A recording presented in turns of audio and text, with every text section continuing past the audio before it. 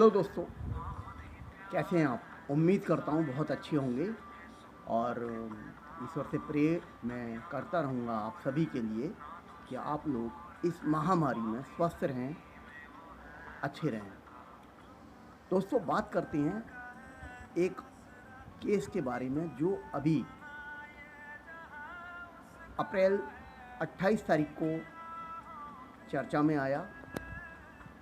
3 तारीख को थोड़ा सा हंगामा मचा जब थाईलैंड की युवती की मौत हो गई। लखनऊ में इस लड़की को बुलाया गया था थाईलैंड से 7 लाख रुपए में। होता क्या है कि ये लड़की लखनऊ आने के बाद कोविड पॉजिटिव हो जाती है और जब राम मनोहर लोहिया हॉस्पिटल में इसको भर्ती कराया जाता है तो वहाँ इसकी 3 मई को डेथ हो जाती है। थाईलैंड एम्बेसी को सूचना दे दी जाती है, इसका अंतिम संस्कार भी यहीं पर करा दिया जाता है। लेकिन अब सबसे बड़ा सवाल ये है कि इस मामले को, इस केस को ऐसा लग रहा है कि राजनीतिक रसूख के चलते, पॉलिटिकल प्रेशर के चलते दबाया जा रहा है। पुलिस का कहना है कि ये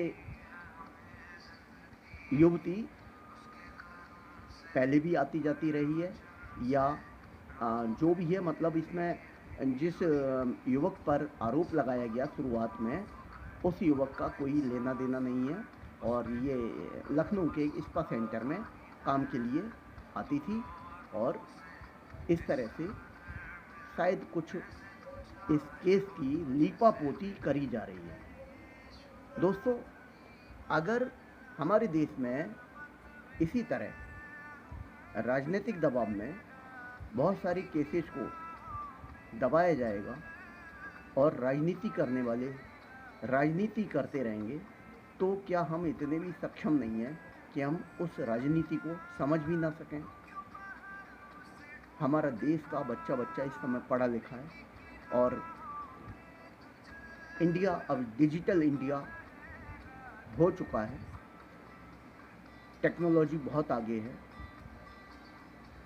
दैनिक जागरण की मीडिया रिपोर्ट्स के अनुसार बताया गया है कि इस युवती को लखनऊ के एक बड़े व्यापारी ने बुलाया और उस बड़े व्यापारी के पिता बीजेपी पार्टी के सांसद हैं। मामला जो भी हो, लेकिन सच्चाई तो सामने आनी चाहिए। क्या हम ये समझें कि कुछ लोग, हमारे देश के कुछ लोग जो पैसे से पावर में हैं या पॉलिटिक्स की वजह से पावर में हैं, तो क्या वह कानून से ऊपर हैं? शायद नहीं। और अगर कानून से ऊपर हैं तो फिर एक लो क्लास या मिडिल क्लास का व्यक्ति कोई इस तरह का अपराध करता है तो उसे भी फिर क्लीन चिट मिलनी चाहिए, क्योंकि कानून हमारे देश में, हमारा संविधान कहता है कि कानून सबके लिए बराबर है। अगर आप किसी मामले को दबाएंगे, छुपाएंगे, देश की जनता, ऐसा नहीं है कि देश की जनता उस बात को समझ नहीं पाएगी। देश की जनता पढ़ी लिखी है, जागरूक है और बहुत समझदार है। आपने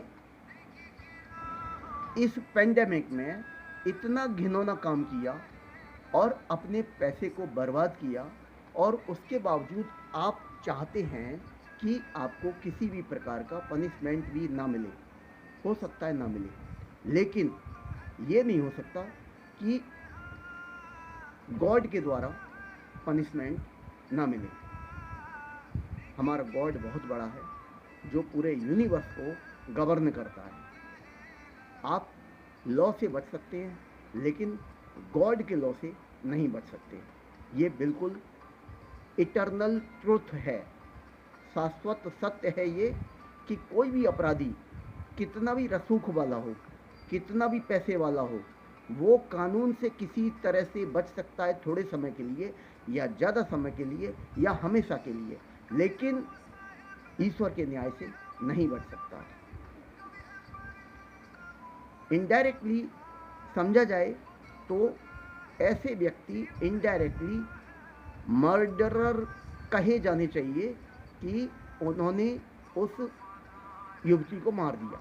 जो भी व्यक्ति थे, चाहे वो एक व्यक्ति था या दो थे, या राजस्थान का कोई एजेंट था, या राजस्थान का कोई गाइड था। आज इस्पा की बात आ रही है, आज ये भी बातें आ रही हैं कि वो पहले से भी आती जाती रही है। ठीक है, जो भी है, लेकिन उसकी इन्वेस्टिगेशन तो प्रॉपर होनी चाहिए ना। और इन्वेस्टिगेशन जब प्रॉपर होगी तो हमें सही बात पता चलेगी, और सही बात पता चलने के बाद में अगर क्राइम प्रूव हो जाता है तो उस हिसाब से पनिशमेंट भी मिलना ज़रूरी है, क्योंकि लॉ सबके लिए बराबर है और होना चाहिए। दोस्तों, आप क्या कहना चाहेंगे इस थाईलैंड वाली युवती के आने के बाद? ये कोविड हो जाती है और डेथ हो जाती है इसकी, और आज जो भी कुछ किया जा रहा है इस मामले में, इसके बारे में आप क्या कहना चाहेंगे? आपके विचार क्या हैं? प्लीज़ मुझे बताइएगा कमेंट करके। मुझे आपके कमेंट्स का इंतज़ार रहेगा। थैंक यू दोस्तों, have a nice day. Thank you.